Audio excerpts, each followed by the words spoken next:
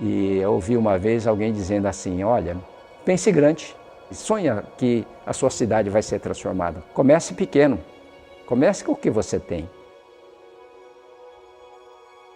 Eu creio que Deus, né, quando olha todo o trabalho, a disposição que a gente tem no coração e aquilo está no coração de Deus, as coisas vão prosperar, certamente vão prosperar, né? No final da década de 20, não é? O Japão passava uma crise terrível, na realidade, né? Começou a ter um movimento no Japão para que o segundo filho saísse de casa para poder aliviar o orçamento familiar. Meu pai era o segundo filho. E foi nesse movimento que ele foi numa escola chamada Rikokai Foundation. E o objetivo dessa organização era fazer esse acolhimento daqueles que estavam sendo quase que rejeitados de casa, né? Empurrados para fora de casa, né? Lá onde ele recebeu os princípios da Palavra de Deus, a Bíblia, onde ele foi moldado no seu caráter, né? De uma forma muito profunda no Rikokai. Então, eles procuravam encontrar trabalhos para os jovens, mas a crise era tão profunda que eles não conseguiram viabilizar isso, então o caminho foi a imigração. Então foi quando ele realmente veio a Pompeia e aqui então, para poder sobreviver, ele abriu uma pequena oficina, né? E aí aparece a célebre palavra que ele colocou na placa, conserta-se tudo, né? Naquela época, o meu pai começou a construir a confiança das pessoas com relação à marca Jato.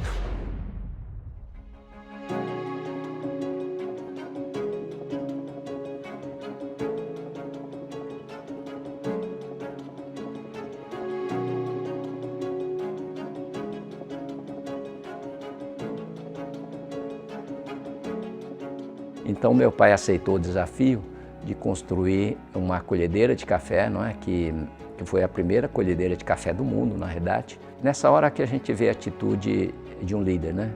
O líder que tem esse viés de servir.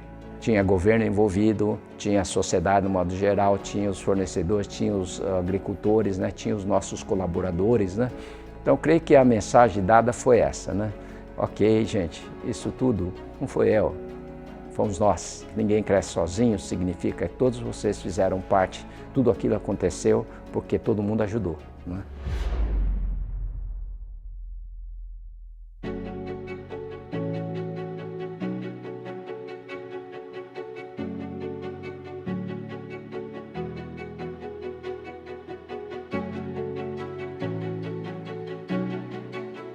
E foi nesse período também que ele decidiu criar a Fundação Shunji Nishimura, não é?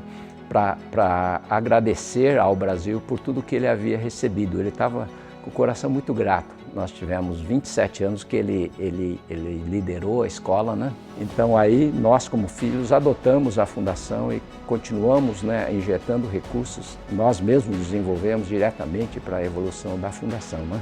Então, quando meu pai deixou a fundação, era uma escola técnica que tinha 90 alunos, né? Hoje é uma escola que atende 4.000 alunos por ano, né?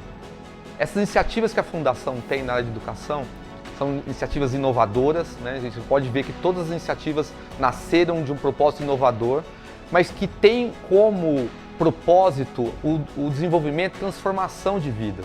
E nunca teve tão forte, né, na família, o fato de você investir em educação. Eu acho que o meu avô não fazia ideia do que poderia se tornar, né? Ele veio, fez o trabalho dele, fez a parte dele, de repente ele lançar sementes. E para se fazer isso, precisa de visão. O aumento no preço da carne chegou a 50%. A dificuldade nossa é uma só. São duas, digamos. É a Previdência, por um lado. Esse mesmo pacote de feijão está custando 312 cruzados. Testemunhas confirmam as acusações contra o ex-presidente Collor.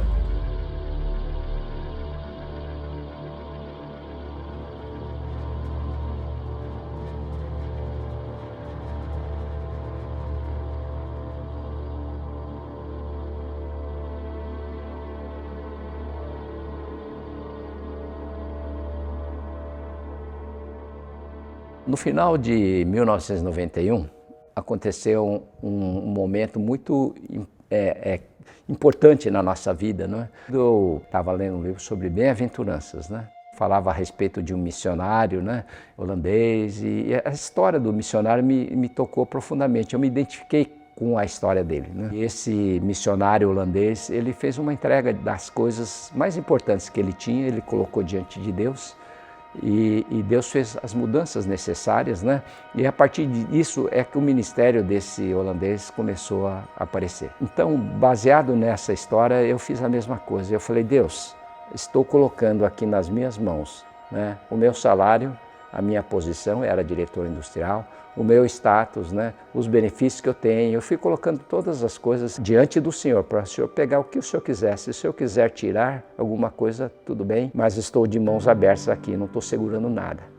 O Senhor pode fazer o que o Senhor quiser.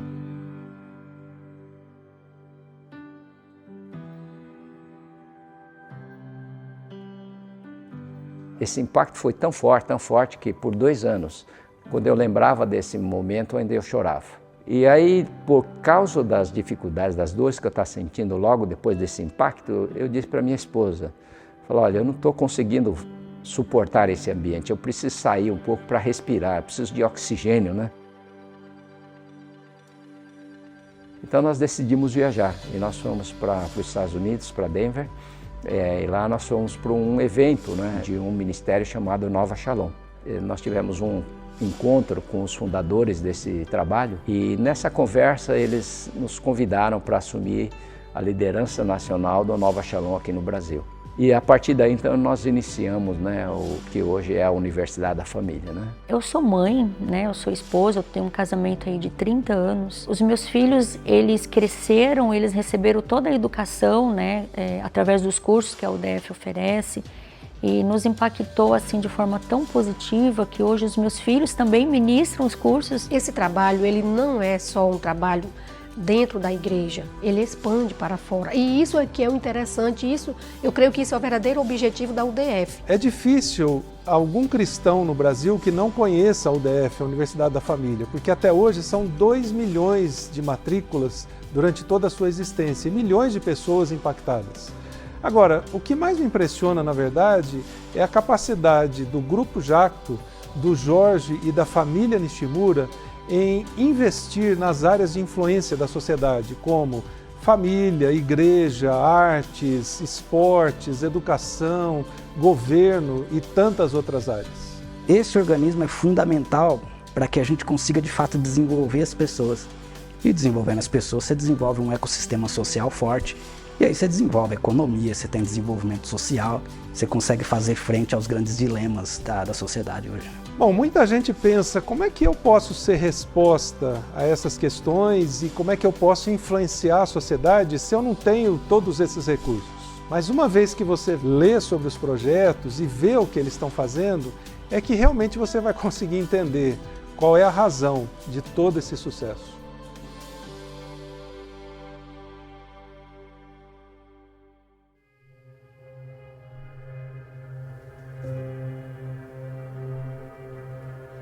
Mas ainda no meio desse processo todo, eu estava questionando Deus. Falei, Deus, pô, eu sou um cara legal, não sou? Por que aconteceu isso? Por que houve essa punição de eu ser mandado embora e tal da empresa ainda, né? Eu estava amarrado às coisas passadas, né? Mas aí, de repente, me veio a revelação, veio a clareza. Eu falei, gente, você lembra da oração? Que você estava abrindo mão de tudo? Então, aí eu entendi Deus nesse ponto, né? Quando houve esse ambiente de renúncia, foi que Deus começou a operar na nossa vida. E a partir daí, a frutificação, né? Ela só começou a acontecer quando eu entendi, né, que Deus estava nos chamando para a liderança, mas uma liderança para servir.